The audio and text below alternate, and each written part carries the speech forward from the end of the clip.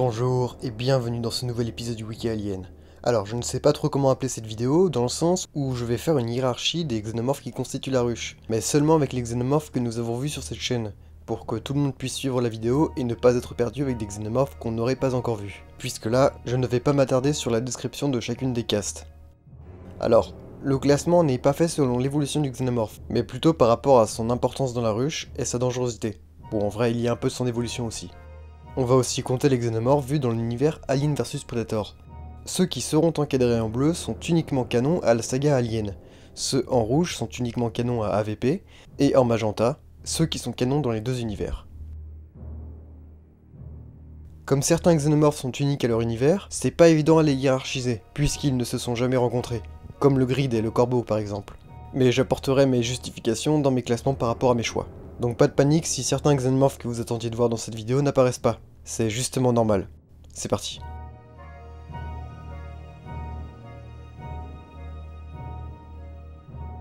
Alors, on ne va pas citer le facehugger, ni l'ovomorphe, ainsi que le chestbuster, parce qu'il s'agit des formes primaires de la naissance d'un xénomorphe. Ceux-ci n'ont donc aucune réelle caste dans la ruche, ils sont seulement des étapes de reproduction. Donc, en premier lieu, nous avons le runner, qui, en soi, a la même fonction que le drone. Il va préparer et faire du repérage pour la ruche. Je le mets en premier parce que celui-ci est le xénomorphe le moins résistant de la ruche, et est aussi moins intelligent que le drone. Le runner est aussi moins évolué physiquement. Le boiler, dont je n'arrive pas à retrouver son nom en français, qui est en fait un warrior, mais qui a pris une énorme dose de radiation. Donc en soi, sa caste est normalement encore au-dessus, mais il est en stade de décomposition. C'est un genre d'oublié, avec ses sens très restreints. Malgré qu'il soit dangereux, dans son état, il est devenu complètement inutile pour la ruche. Le déflagrateur, du même type que le précédent, mais celui-ci est une vraie caste de la ruche, avec une fonction. Il est plus qu'éphémère, avec une seule mission, donc il n'ira pas plus haut non plus. Le rôdeur, qui semble être une évolution du runner, avec des tactiques de chasse similaires, ainsi qu'une meilleure résistance. Le cracheur irradié est une classe de soutien, légèrement plus résistante que les précédents, mais n'est pas indispensable à la ruche. Le ranger, également une classe de soutien, un autre genre de cracheur mais plus résistant, plus vorace et pouvant également muter pour devenir plus fort. On arrive enfin au guerrier et au drone. Alors logiquement je mettrais d'abord le drone puis le guerrier, comme le guerrier serait un drone à l'âge adulte, dont son dôme de protection serait tombé. Mais j'ai envie de mettre le drone au-dessus du guerrier, étant donné que celui-là, comme vu dans le Nostromo ou autre situation, sert, tout comme le runner, à faire des repérages pour y installer une nouvelle ruche. Il pourrait aussi être plus intelligent que le warrior, étant donné qu'il doit dans certains cas agir seul. Même si le warrior est plus taillé pour le combat, celui-ci suit directement les ordres de la reine, et peut servir de chair à canon lors d'un assaut. Pour ces deux-là, ce n'est que mon avis et mes préférences. En soi, ils ont chacun leur fonction importante.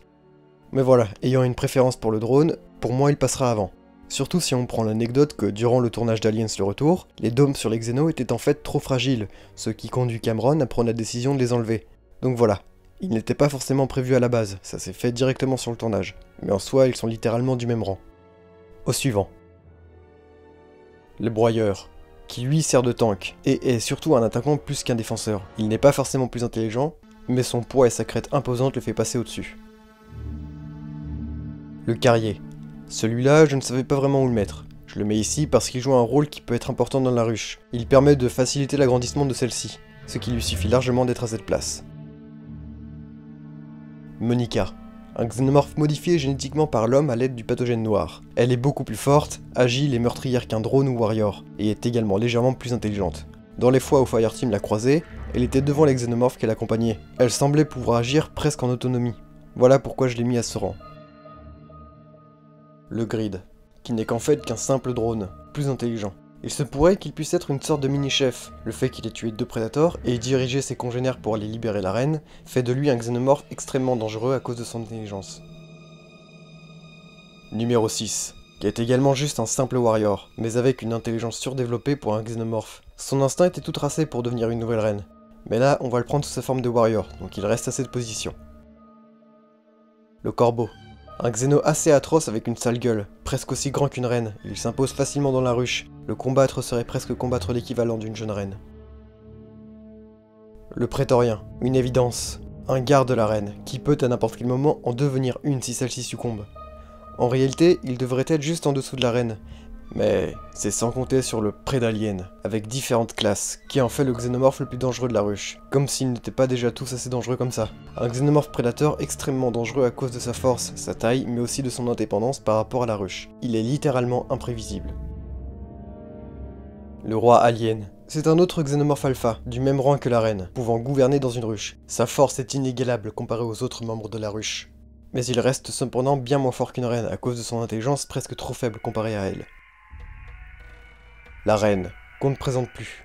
La pondeuse, la gouvernante de la ruche. La membre la plus précieuse des xénomorphes. Son intelligence est telle qu'elle peut facilement surprendre ses adversaires et prendre le dessus sur un combat. Mais il y en a encore une. La reine mère. Un cas très rare dans la ruche. Elle peut engendrer directement de nouvelles reines et peut également contrôler, en plus de sa progéniture, d'autres êtres vivants comme les humains par la télépathie. Elle ne peut cependant pas se battre, mais reste dans tous les cas extrêmement bien protégée par sa ruche.